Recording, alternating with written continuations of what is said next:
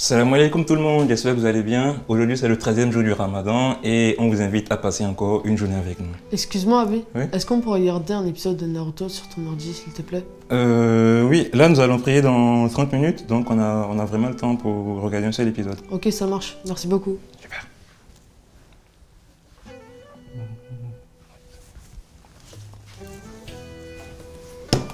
Ok.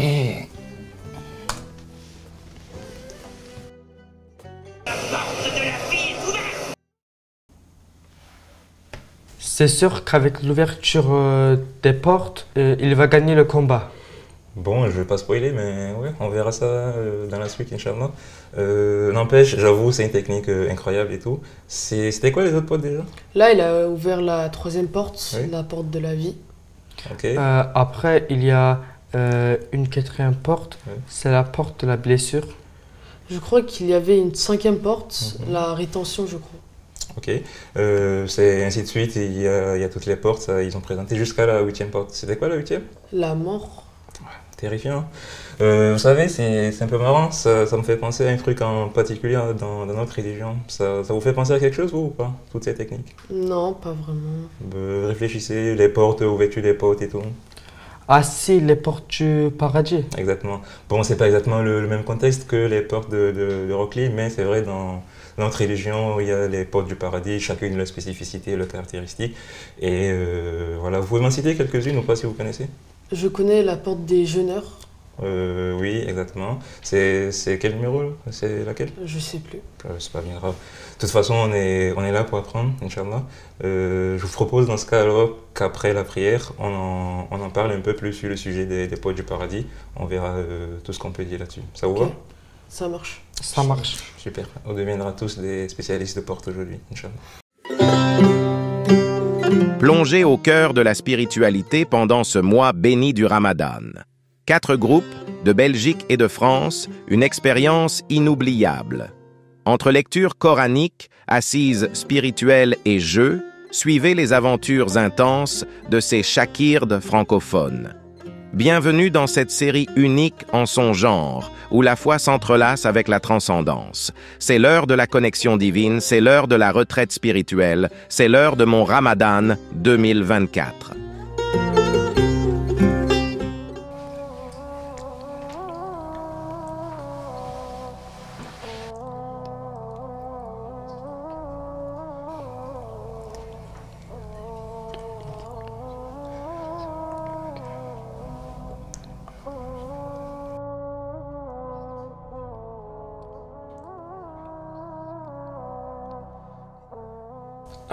Là, on vient de terminer la lecture du Coran, alhamdulillah. On va passer maintenant à l'assise. T'avais une question, non? Oui.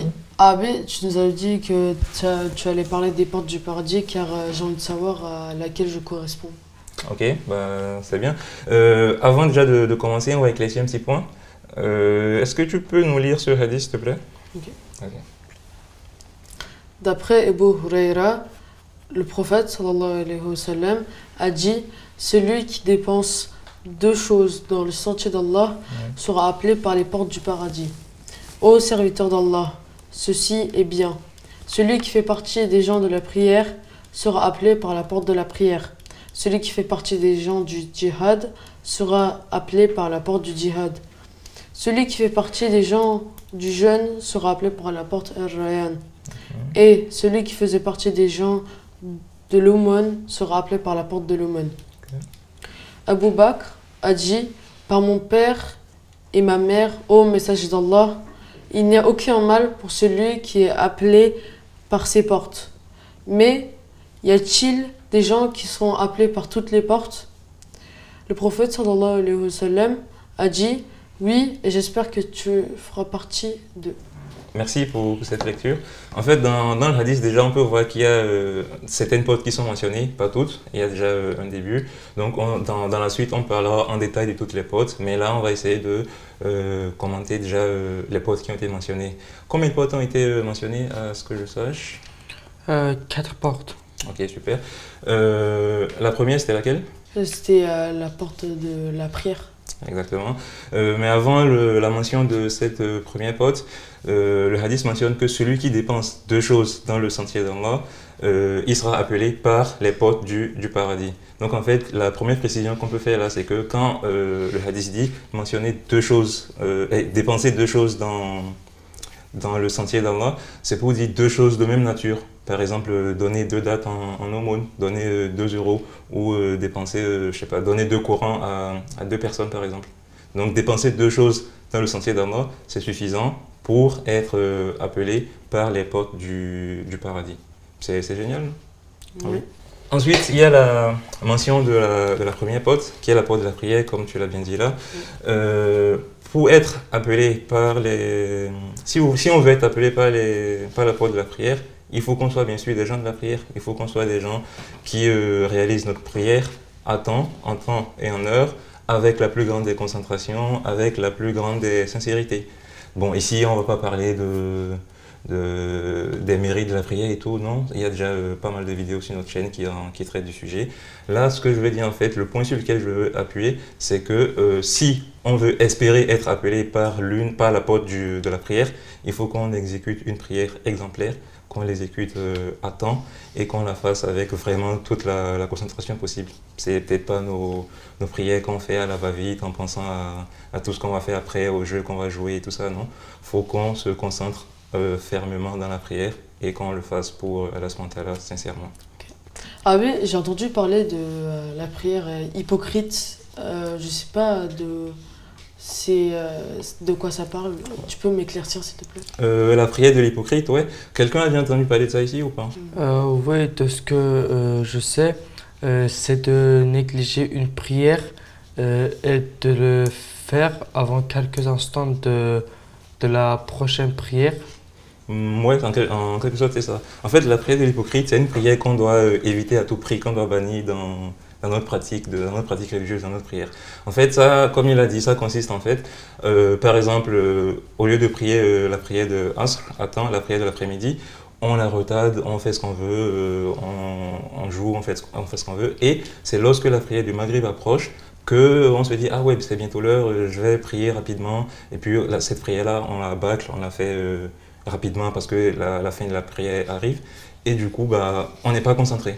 C'est ce qui est appelé la prière de l'hypocrite. Et en fait, c'est une prière qu'on doit bannir parce que on a tendance souvent à penser que ouais, j'ai fait ma prière avant la prière prochaine, donc il n'y a pas de problème. Ouais. Mais du coup, c'est un grand problème parce que si on va se référer au verset 4 et 5 de la sourate 107 qui dit malheur donc à ceux qui prient tout en retardant leur prière.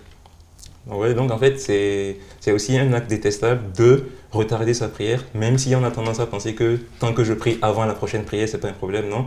Prier et retarder sa prière, Allah dans le Coran nous dit malheur à ceux qui le font. Donc tout ça c'est pour dire en fait que si on veut espérer être appelé par la porte de la prière, on doit éviter de retarder notre prière et la faire avec la plus grande des concentrations et à l'heure. Oui. Faut pas oublier aussi les prières surérogatoires. Oui, bien sûr. C'est aussi, quand on dit tout ce qui est prière, c'est déjà les prières obligatoires, les prières surérogatoires, tout ce qu'on fait avant. Il y a la prière du tahajjud et toutes les prières en fait. Parce qu'il y a aussi certains récits qui nous disent que le jour de la résurrection, lorsque certaines de nos prières obligatoires ne seront pas bonne ou complète, Allah SWT demandera qu'on vérifie dans nos prières surérogatoires qu'on aura accomplies et c'est là-dedans que on pourra utiliser pour combler nos prières obligatoires qui n'ont pas été bien faites, quoi. Ouais. Ensuite, la deuxième porte qui est mentionnée dans le hadith, c'est quoi? La porte du djihad. Ok, super. C'est normalement une évidence, je n'ai pas besoin de le rappeler, mais ici, quand on parle de djihad, ça ne veut pas forcément dire aller à la guerre et se battre sur le sentier d'Allah. C'est pas ce que ça veut dire. On n'est plus à cette époque. Maintenant, à notre époque, le djihad auquel on est le plus confronté, c'est le grand djihad. Et le prophète sallallahu alayhi wa sallam aussi, depuis l'époque, il nous exhortait à pratiquer en fait ce grand djihad-là. Parce que quand il revenait de la guerre, il disait on a quitté le petit djihad et maintenant on s'en va vers le grand djihad. Le grand djihad, à votre avis, ça consiste à quoi? Ça peut être la lutte contre nos désirs. Ok.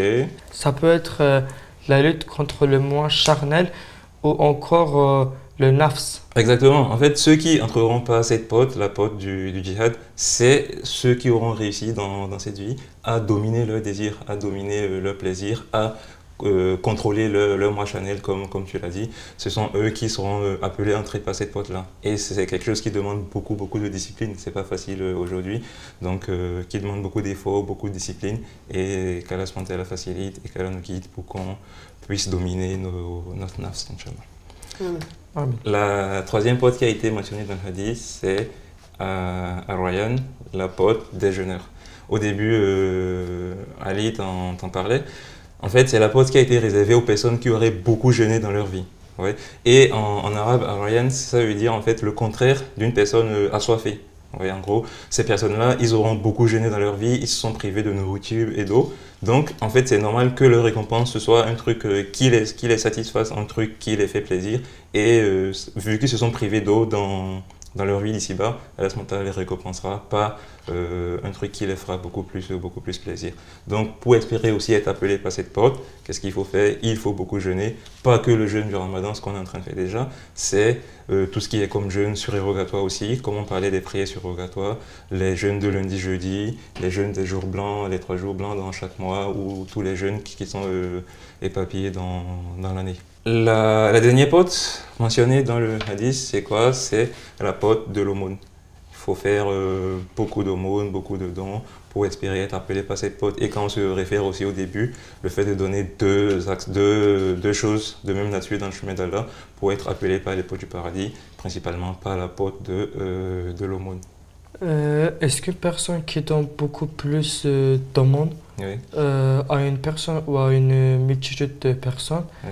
est-ce qu'il aura beaucoup plus de chances d'entrer par cette porte? Par la porte de l'aumône, c'est ça? Ouais. Oui et non. En fait, je m'explique. Si une personne donne plus d'aumônes qu'une autre, en même temps il a donné plus, en gros ça va beaucoup plus servir. Donc on est tenté de dire que oui, il aura plus de récompenses parce il s'est beaucoup plus sacrifié que l'autre. Ouais. Mais je dis non parce que, en fait, dans notre religion, c'est pas forcément la quantité qui est le plus important. Il y a ce qu'on appelle la régularité ou la constance. C'est ça qui est en fait le plus important dans notre religion. D'abord, ça ne sert à rien de donner... premier point d'abord qu'il faut éclaircir, c'est que ça ne sert à rien de donner beaucoup d'aumônes si c'est que toi, ça va te pénaliser. Ça ne sert à rien de prendre tout ton argent et de donner si c'est qu'après, tu seras en train de souffrir ou ta famille va souffrir, tu vois. Donc tu donnes d'abord dans la hauteur de tes moyens, mais...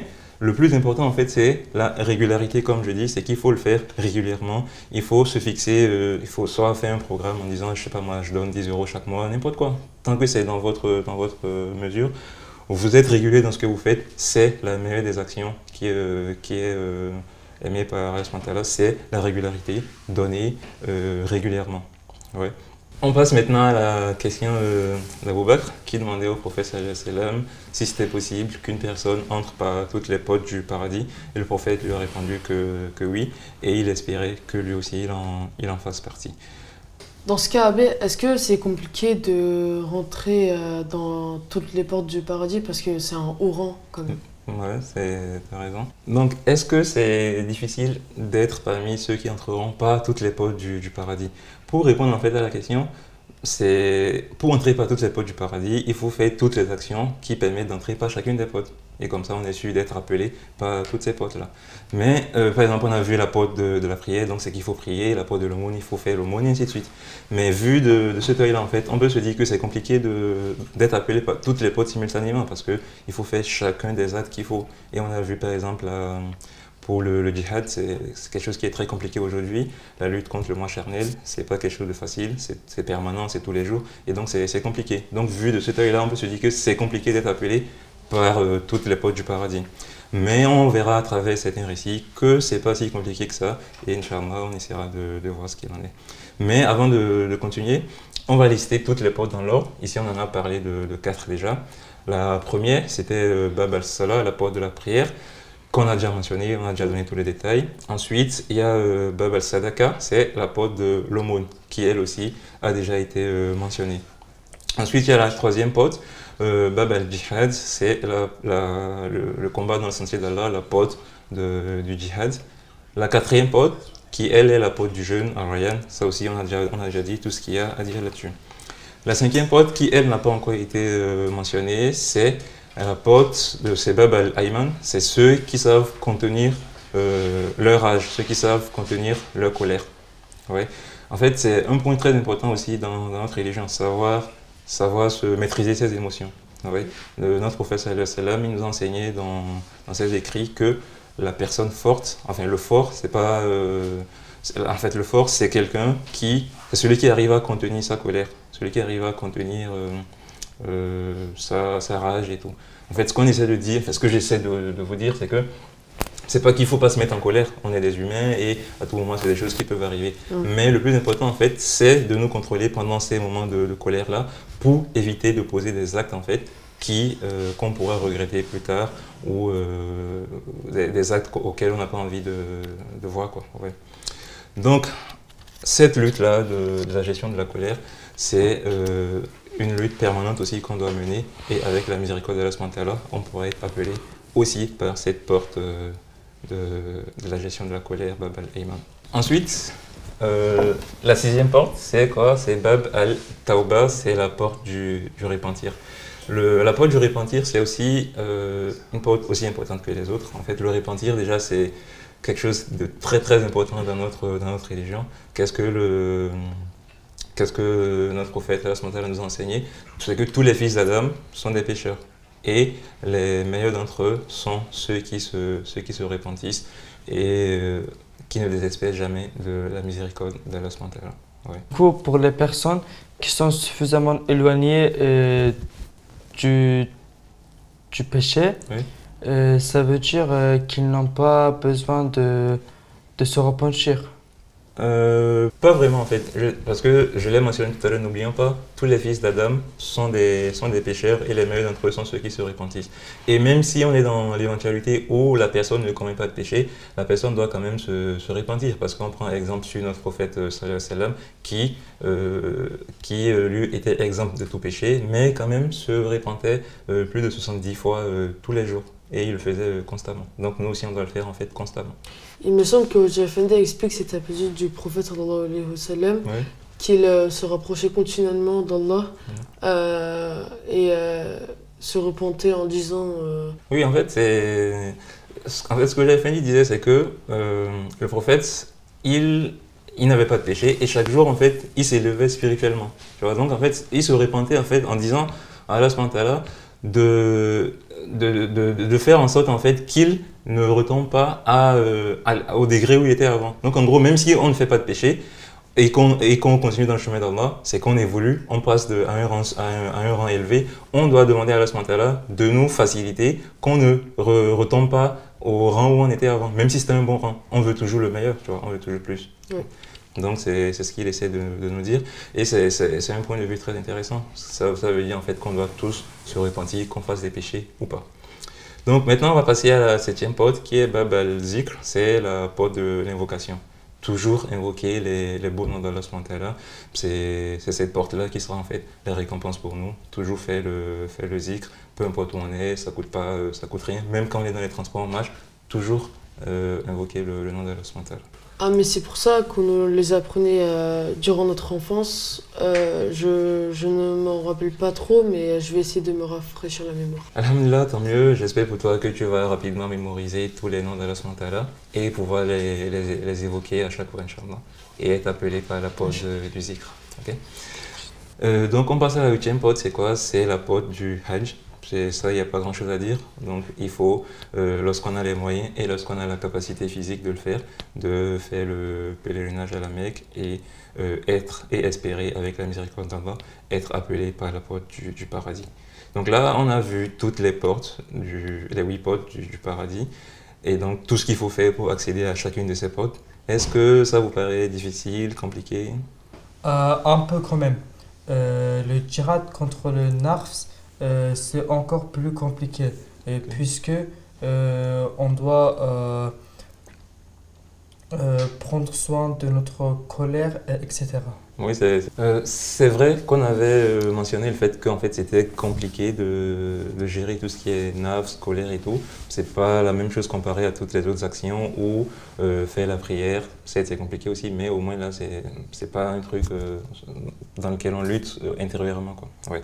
Donc sur ce point-là, on peut se dire bon, dans ce cas on peut pas être appelé par les 8 portes du paradis. Et c'est là en fait qu'entre en fait une dimension de notre religion, c'est la facilité. N'oublions pas, l'islam c'est la religion de la facilité. Et cette dimension, c'est quoi? C'est l'intention et la miséricorde d'Allah subhanahu wa ta'ala. J'aimerais vous partager ce hadith de Abu Huraira qui rapporte que notre messager d'Allah sallallahu alayhi wa sallam a dit: Allah, le propriétaire de la gloire et de la majesté, a dit: si mon serviteur a l'intention de faire une bonne action, mais ne la fait pas, j'écris une bonne action pour lui.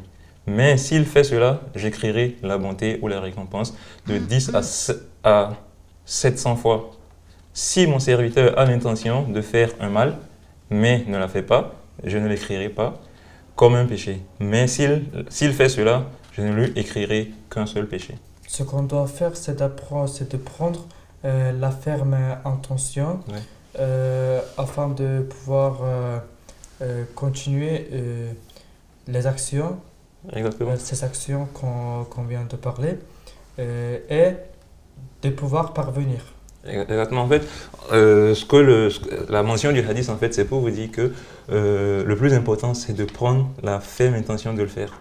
De dire que, par exemple, je vais jeûner lundi, jeudi, je vais jeûner les 3 jours blancs, je vais donner une aumône. Prenez l'intention. Et il ne suffit pas seulement de prendre l'intention, de dire bon, j'ai pris l'intention, c'est bon. Il faut aussi mener les actions. En gros, si vous voulez jeûner, préparez-vous, mettez votre alarme, faites tout ce qu'il y a à faire.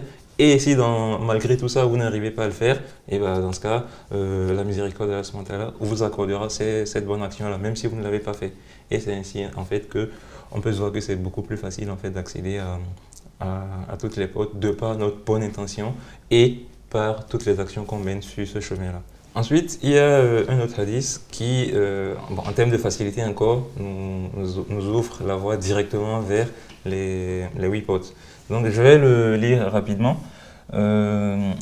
D'après Ubada ibn al-Samit, qu'Allah l'agrée, le messager d'Allah sallallahu alayhi wa sallam a dit: quiconque témoigne qu'il n'y a point de divinité digne d'être adorée à part Allah, sans partenaire ni associé, et que Muhammad sallallahu alayhi wa sallam est son messager, est son serviteur et messager, et que Isa alayhi salam est son serviteur et le messager d'Allah, sa parole qu'il envoie à Marie est un souffle de vie venant de lui, que le paradis est une vérité et que l'enfer est une vérité.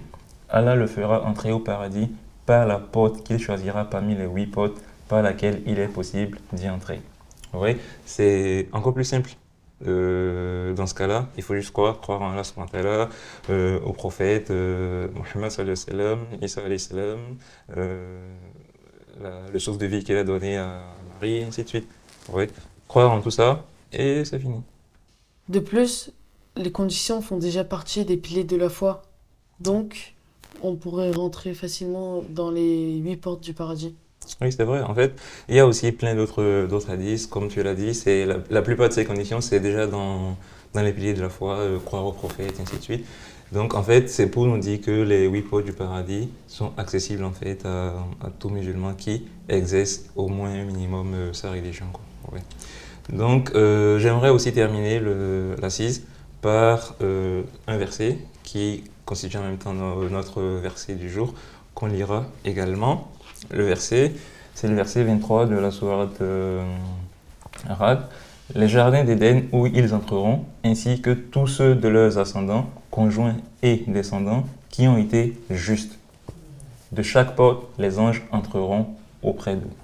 Donc en fait, il y a aussi ce paramètre-là qu'on n'avait pas mentionné depuis le début, c'est que il faut mener une vie juste, une vie honnête, être intègre dans tout ce qu'on fait, dans nos actions, dans la vie, dans notre adoration, la justice. On peut prendre par exemple l'exemple du peuple des Tsamoud, qu'Allah a béni et qu'il les a donné tout ce qui est force physique, savoir. Et qu'est-ce qui s'est passé? En fait, eux, ils se sont mis à persécuter les autres, le fait qu'Allah les a bénis. Ils ont pas été justes et on a vu ce qui s'est passé, ils ont tous été anéantis, ainsi de suite. Donc, c'est aussi un point très important, mener une vie juste pour espérer être parmi les gens du paradis et qu'Allah nous facilite. Donc voilà, le sommet est terminé. J'espère qu'on aura appris pas mal de choses et que notre objectif maintenant, ça sera de viser l'atteinte, l'ouverture de toutes les 8 portes du paradis et pas d'ouvrir toutes les portes comme Rock Lee le fait. Donc ce que je vais vous proposer maintenant, c'est un petit doigt qu'on va apprendre et Inch'Allah, si on arrive à le mémoriser, on va le cocher dans notre planeur à la fin de la journée. Le doigt, c'est lequel? Allahumma akhilna jannata mil abra. Qui signifie en français, Ya Allah, fais-nous entrer au paradis avec tes bons serviteurs.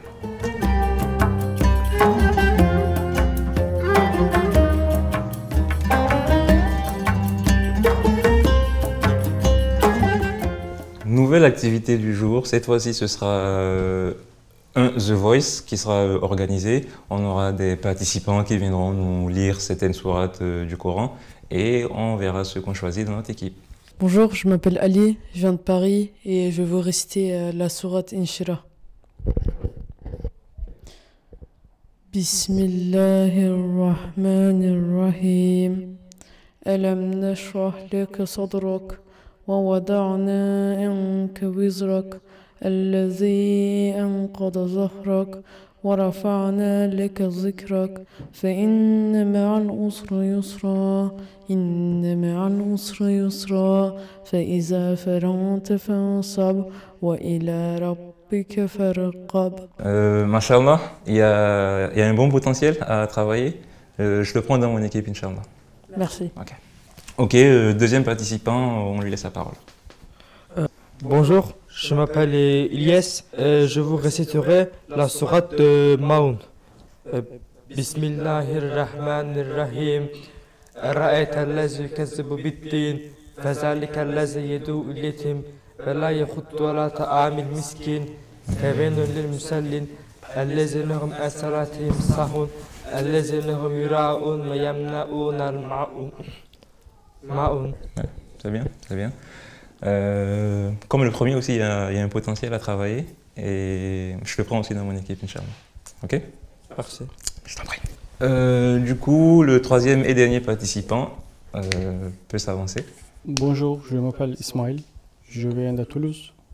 Je vais vous réciter la sourate Quraysh. Okay. Bismillahirrahmanirrahim. لإيلاف قريش إيلافهم رحلة الشتاء والصيف فليعبدوا رب هذا البيت الذي أدعمهم من جوع وآمنهم من خوف. صدق الله العظيم. Inch'Allah, c'est excellent. Donc toi aussi, je te prends dans mon équipe. Déjà on remercie tous les participants pour leur lecture, pour leur effort. Il y avait de bons potentiels, la jeunesse, et nous sommes à la fin donc de l'activité The Voice.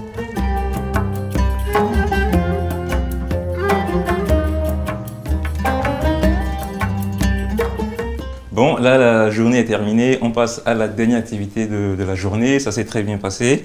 Et je vous propose qu'on regarde une vidéo de Roja Effendi ensemble. Ça vous va? Oui. Super.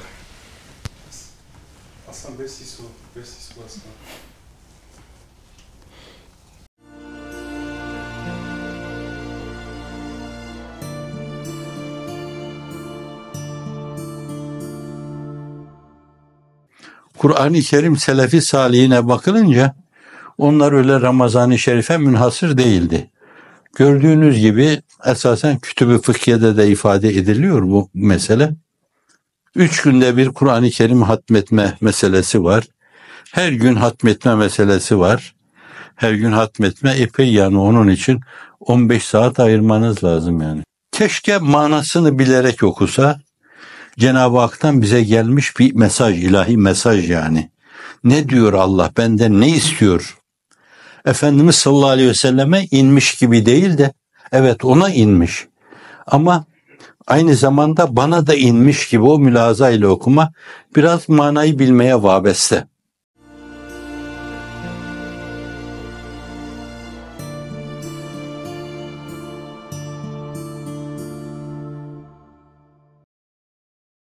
Mohammed, le messager de Dieu. Elle dit plus tard, « Quand je fus capturé, je me mis à espérer que mon rêve se réaliserait. Quand on l'amena devant le prophète, il fut très généreux envers elle, en la libérant et en lui offrant le choix de rester juive et de rentrer chez son peuple ou d'entrer dans l'islam et de devenir son épouse. Je choisis Dieu et son messager, répondit-elle, et ils se marièrent peu après. Élevée au rang de membre de la famille du prophète et désormais mère des croyants, elle fut elle-même témoin direct du traitement honorable et très respectueux que lui montrèrent les compagnons. Elle vit le raffinement et la vraie courtoisie de ceux qui avaient soumis leur cœur et leurs esprits à Dieu. Son attitude vis-à-vis de ses expériences passées changea radicalement et elle commença à apprécier l'immense honneur d'être l'épouse du prophète. Ce mariage changea aussi l'attitude de nombreux juifs au fur et à mesure qu'ils venaient voir et connaître le prophète de plus près. Mohammed, le messager de Dieu. Merci à vous, c'est la fin du programme. Et répondez à cette question en commentaire pour tenter de gagner un cadeau. Quel est le nom de la porte dans le paradis par laquelle entrent ceux qui savent contenir leur rage?